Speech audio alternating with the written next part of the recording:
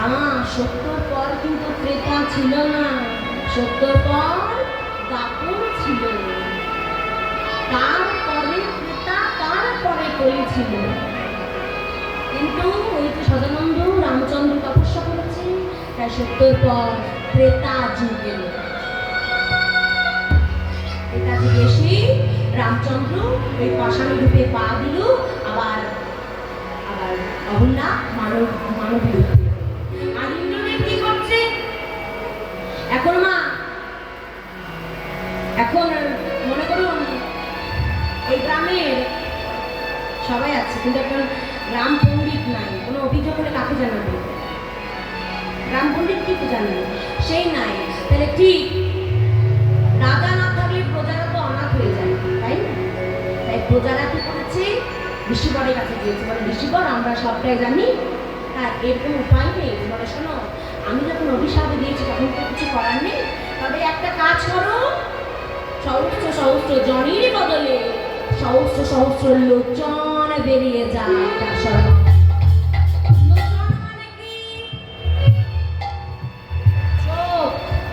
লোচন মানে হচ্ছে চোখ, তাহলে তার সর্বাঙ্গে সহস্র চোখ বেরিয়ে গেল। তাহলে আমরা কি জানতে পারলাম? দেখুন, সত্যর পর ত্রেতা ছিল, সত্যর পর দাপর ছিল, তারপর ত্রেতা এলো, এটা একটা জানতে পারলাম। অহল্যার অভিশাপ কিভাবে মুক্ত হলো এটা জানতে পারলাম। এবার ইন্দ্রদেবের জানতে পারলাম। ইন্দ্রদেবের কি হলো? সহস্র লোচন ছিল, আর সেই লোচন মানে সেই চোখ সহ্য করেছিল, ধারণ করেছিল কি? সেদিন থেকে একটা ফল সৃষ্টি হলো, যার সর্বাঙ্গী চোখ আছে। কি ফল? আনারস। ওমা জানেন, পেছনে মায়েদেরকে বলছি, জানেন তো? আমার তো মনে হয় জানেন না, যদি জানতেন তাহলে গলার জোরটা থাকতো। নিশ্চয় পেছনে মায়েরা সাধু খেয়েছেন। আনারস নামে ফল সেদিন থেকে সৃষ্টি হলো, আনারস নামে। তাই ইন্দ্রদেবী তখন অভিশাপ মুক্ত হলো। আর কি? অহল্যাও তো তাহলে অসতী কন্যা ছিল, তাই না? তাহলে অহল্যা কি করে সতী হলো? সে গোবিন্দের নাম নিয়ে ত্রেতা যুগে তপস্যা করেছে। গোবিন্দের নাম নিয়ে সেও হয়ে গেল মহাসতী। আর কি?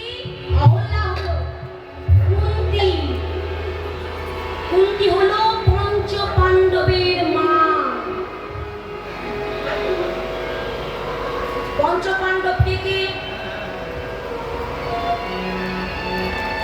যুধিষ্ঠির, ভীম, অর্জুন, নকুল, সহদেব, এই হলো পঞ্চ পাণ্ডবের মা। তাহলে এই কুন্তিদেব কেন অসতী হয়েছিল? না তার আয়ু অবস্থাকে কর্ণ দিয়ে সন্তান প্রসব হয়েছিল, নাম হয়েছিল কর্ণ, তাই সেও অসতী। কিন্তু সেও গোবিন্দকে দেখে, তোমাকে দেখে হয়ে গেল মহাসতী। তাহলে অহল্যা, কুন্তী, তারাকে, তারা হলেন বৃহস্পতির স্ত্রী। তারা খুব আকৃষ্ট হয়েছিল কে? চন্দ্রদেব। তাহলে সেও তো অসতী, তাই না? সেও তো অসতী কন্যা, কিন্তু সেও গোবিন্দকে ডেকে হয়ে গেল মহাসতী। অহল্যা, কুন্তী, তারা মন্ত্র দেব কে? দেখো মা, রাবণের বউ। সেই মন্ত্রধরী রাম যখন রাবণকে মেরে দিল, তখন রাবণের ভাই বিভীষণকে বিবাহ করেছিল। সেও তো সতী, শুধু গোবিন্দকে দেখে সেও সতী হয়ে গেল। অহল্যা, কুন্তী, তারা মন্ত্রধরী দ্রৌপদী। দ্রৌপদী কি? এই যে পঞ্চপাণ্ডবের একটি মাত্র স্ত্রী, সেই দ্রৌপদী। তার 5টা স্বামী থাকতেও সে আর একজনকে মনে মনে খুব ভালোবাসত। এবং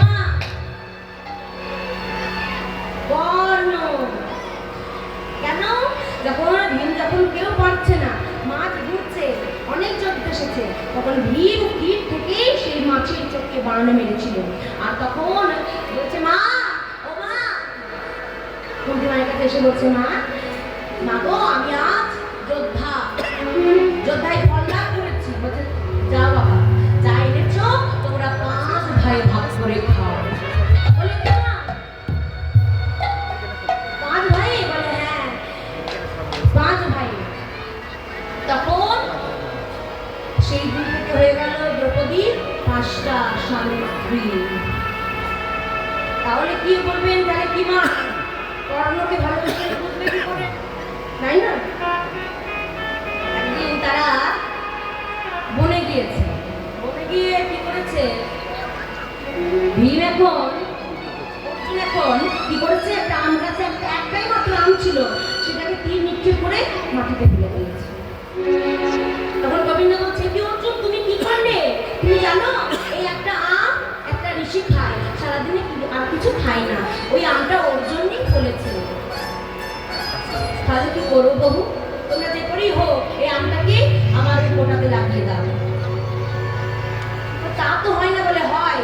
শোনো, তোমাদের যত গোপন কথা আছে তোমরা সব বলো, দেখো আমটা আবার গোটা লেগে যাবে।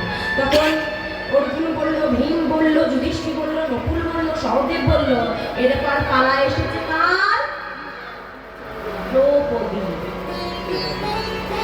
দ্রৌপদী এখন সব গোপন কথা বলেছে, কিন্তু একটা বলে নাই, কি, যে সে কর্ণকে ভালোবাসে। যেই না বলে নাই, আমটা আর কিছু তো বাকি আছে লাগতে, হ্যাঁ, হয়তো এখানে আম, এখানে বাকি আছে, ধপাস করে আবার মাটিতে পড়ে গেছে। বলে, কি হলো, একই মাটিতে পড়লো কেন? দ্রৌপদী, তুমি কিছু মিথ্যা কথা বলেছো, তুমি এখনো কিছু গোপন করছো। কি গোপন করছো তুমি? বলো বলো, তাড়াতাড়ি বলো। তখন দ্রৌপদী ভয়ে বলছে, জানো আমি কর্ণকে ভালোবাসি। সে মনে মনে কর্ণকে ভালোবাসত, কারণ কর্ণ ছিল যোদ্ধা, কর্ণকে তাই ভালোবাসত। তাহলে সেও তো মা অসতী, কিন্তু সেও গোবিন্দের নামে গুণে হয়ে গেল সতী, মহাসতী। তাই বলছে যে প্রভু, অহল্যা, কুন্তি, তারা, মন্ত্রধরী, দ্রৌপদী, এরা ছিল অসতী কন্যা, কিন্তু তোমার নামের গুণে এরা হয়ে গেল মহাসতী। কিন্তু আমি তোমার শ্রীচরণে, আমি তোমার চরণে কি অপরাধ করেছি যে তোমায় ভালোবেসে, তোমায় সাধনা করে, তোমাকে আঁকড়ে ধরে, তোমার ভজনা করে এই জগতের লোকের কাছে হয়ে গেলাম কৃষ্ণ কলঙ্কিনী। কাঁদতে কাঁদতে প্রভুকে বলছেন, প্রভু আমাকে কলঙ্ক আর কোনোদিনও তো হবে না। ও প্রভু, আমার কি কলঙ্ক কোনোদিনও দূর হবে না? সতীসভার মাঝে কাঁদতে কাঁদতে করে গোবিন্দকে ডাকছেন। গোবিন্দ আমরা এসে বলছেন, রাধে তুমি কেঁদো না, তুমি কেঁদো না রাধে, আমি তোমার অচারিত কষ্ট মোচন করবো, খুব তাড়াতাড়ি তোমার কষ্ট মোচন করবো, তুমি কেঁদো না। তা রাধারানী বলছেন, তুমি বাড়ি ফিরে যাও। রাধারানী সখী সবাই বলছেন, সখী সবাই বসে বিধির প্রতি আক্ষেপ করে বলছে, কি বিধি রবি গান হাম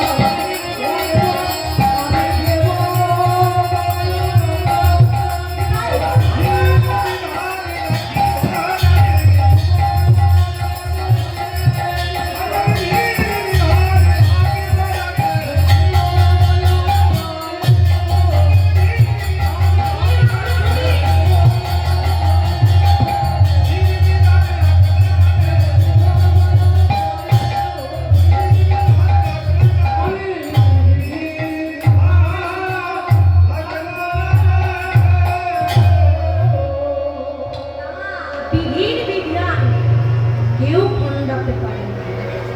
দেখবে এখন একটা প্রথা প্রচলিত আছে যে আঁকুর ঘরে একটা